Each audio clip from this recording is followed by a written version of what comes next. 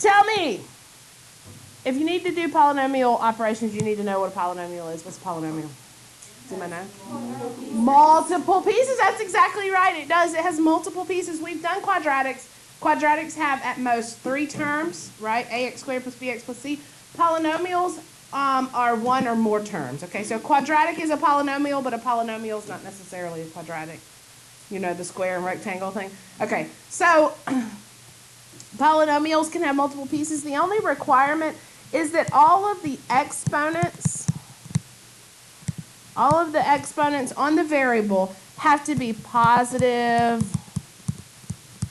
whole numbers. Okay, so you can't have an exponent of square root of 2 or an exponent of 1/2.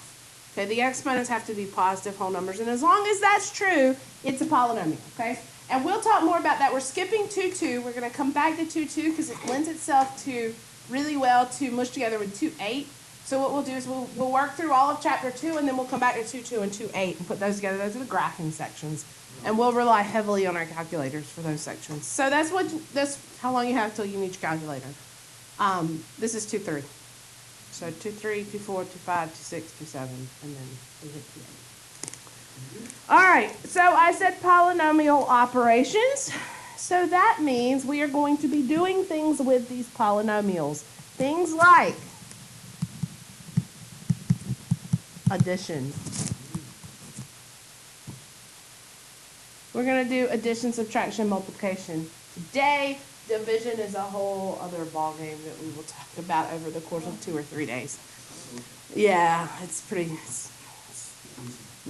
It's good stuff. Good stuff. All right. So, for example, this is a pretty easy lesson. So, take a deep breath and enjoy it. All right. 2x cubed minus 5x squared plus 3x minus 9. Is that a polynomial? Why, yes, it is. It sure is. All the exponents, positive whole numbers, multiple parts. To that, I'm going to add another polynomial. Let's do x to the third plus 6x squared plus 11. Is that a polynomial? Why, yes, it is. It's missing that x term, but that is okay.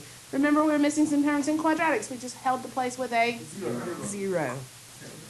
When you add polynomials, guess what you do? Combine like terms. Yes, combine like terms. I told y'all this will be an easy section. Now, ooh, no, sir. There won't be orange and purple on my same screen. When you combine like terms, and I know you think you know this, but when we start mixing in multiplication, you'll want to make a note of this to make sure you remember. When you combine like terms, that would be terms that have the same what? Exponents. Same variable, same exponent. Sorry, I should have left a little more room here for this. That's my fault. You can write below if you'd like. And how do you combine them? Add what? The coefficients, right? The numbers in front. So we combine the coefficient, but we leave that exponent alone, right? So in other words, if I'm adding, I'll give you a second to catch up. I'm talking faster than even I'm writing it. So I'll wait. Which term is a like term with 2x to the third? X to the third. And there's an implied what here? What's the coefficient? 1. What I mean by this is when you add these two together, you add the coefficients, the numbers in front. So 2 plus 1 is 3. You're going to leave that variable and exponent alone. Keep it the same, right? And I know y'all know this. When we start getting into multiple operations, you'll start going, wait, am I supposed to? I keep quite. So it's good just to have it written down and remember, so if you need to go back and flip and look, okay? All right, so I'm done with the powers of 3. How about powers of 2? Negative 5 and positive 6 would give me x squared, x to the second. Done. How about the x's? There's only one. It's a 3x. Done. Plus 2. Does anybody need any extra help with addition of polynomials? Let's do one more then. Uno más. What happens to what?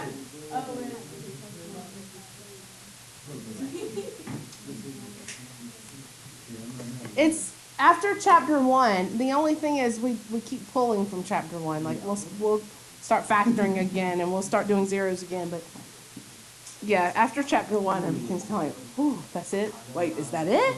Yeah. All right, let's do one more. Let's do.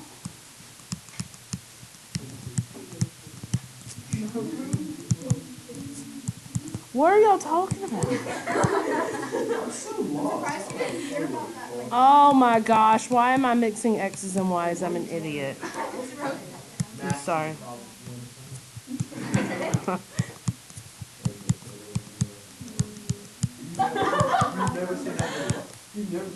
Let's do minute to win it. I need an Alexa in here. All of you have the answer. Let's see. I get 3x to the third. Yay! Did everyone get that? Yay! Action. I'm going to change it to, what do you think? Addition. But here's the thing, because you're subtracting a whole polynomial from a whole other polynomial, x squared minus 5x plus 1. I'm going to do same, change, yes, change everything, yes. So I'm going to change everything in this parentheses. Yeah, because you're subtracting everything in that second parentheses. So here's the thing now, I'm back to an addition problem, right? We've already talked about addition problems. Combine your like terms.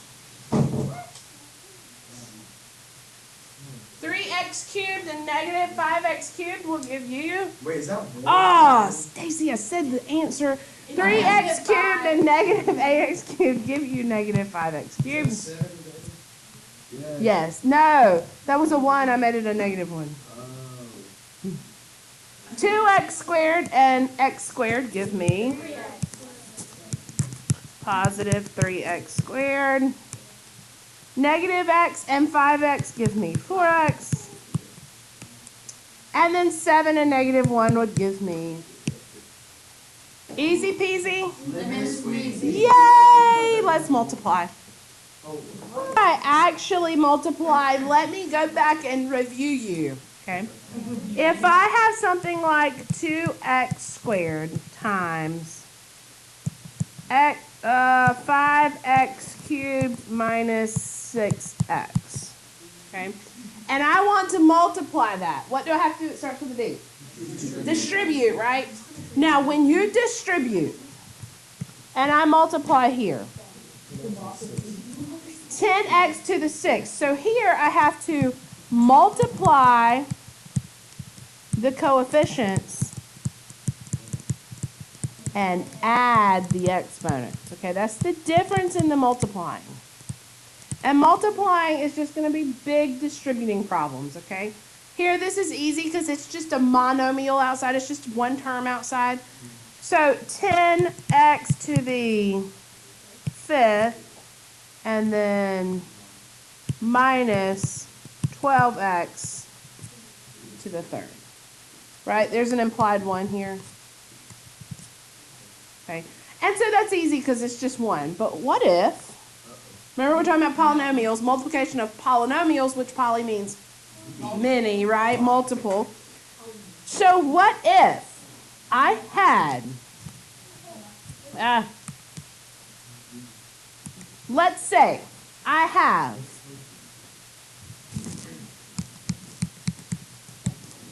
polynomial, yes or no? Polynomial, yes or no? Yes, both of them are. Positive whole number exponents. Now, this is why I don't like the word FOIL. That y'all, I know, y'all always say FOIL, FOIL, FOIL. And so it is, but FOIL only works when it's 2 and 2. Okay? What essentially you're doing is you're distributing, okay? So you're going to take the first term of the first parentheses, and you're going to distribute it to everything in the second parentheses. Okay? So, x times 3x squared is 3x cubed. X times negative x is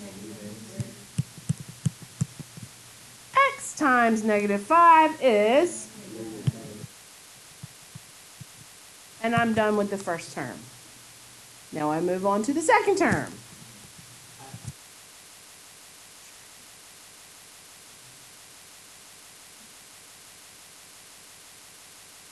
We're not going to put it in parentheses, but we are going to add it, yes. We're going to combine like terms. It's like that.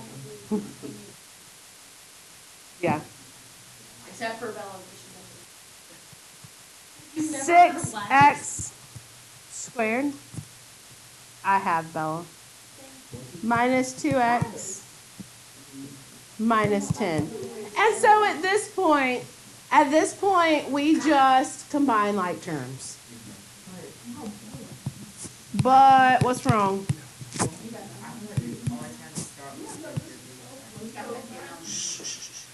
Yeah, so the biggest x minus 3, so 3x to the third. What you mean? Start when you do what? Like whenever you're adding, you write 3x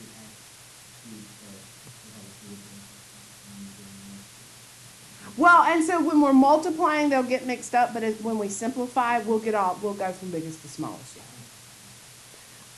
The squareds, negative x squared and positive 6x squared would give me 5x squared.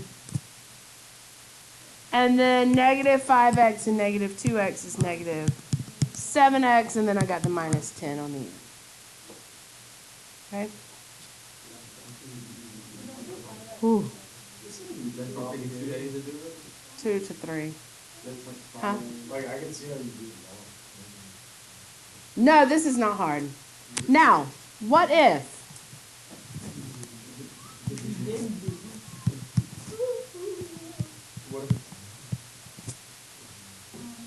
Can I distribute that exponent? Yes. No! Why? You tell me. I don't know. No! Because it's negative number. No.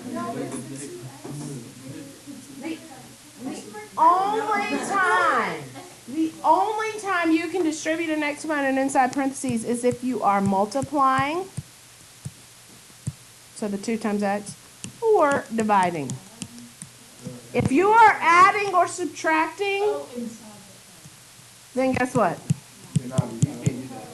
It tells you how many times to multiply it. So that will not equal to 2. It will not equal 8x cubed minus 27, no. And we're going to multiply it out just to prove the point. All right.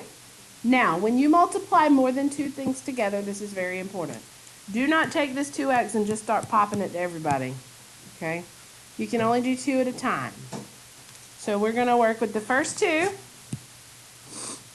And then we'll simplify it down, and then we'll take it to the third one. All right, we're going to multiply out the first 2 here. That is y'all's old, reliable FOIL problem. 4x to the what? Second minus 6x. I don't know what you just said. 2x times negative 3 is negative 6. All right, now, see, because what you're doing is you're taking the first term and you're distributing it to everybody. Then you're taking the second term and distributing to everybody. So minus 6x plus negative 3 times negative 3 plus 9. I'm going to simplify that down first, okay? So I have 4x squared minus 12x plus 9. And remember, I have an unaccounted for polynomial here that I now need to multiply it to as well. Oh my goodness.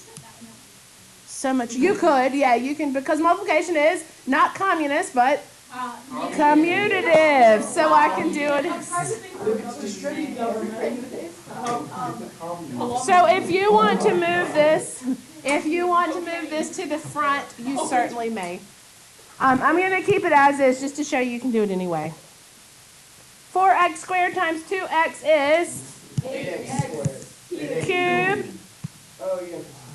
4x squared times negative 3 is Negative 12x squared. negative 12x squared. I'm done with that one. Now I'm going to take negative 12x. Negative 12x times 2x. Negative 24x squared.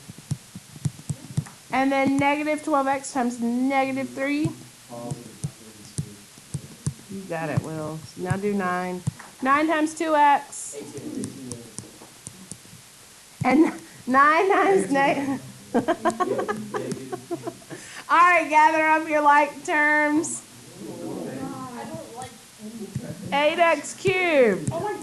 We're going to see how this is different than Corbin's where he just distributed the exponent. 12x, negative 12x squared and negative 20. 36. They're both negative. Oh, I didn't even see it. This one is going to be 4x minus 27.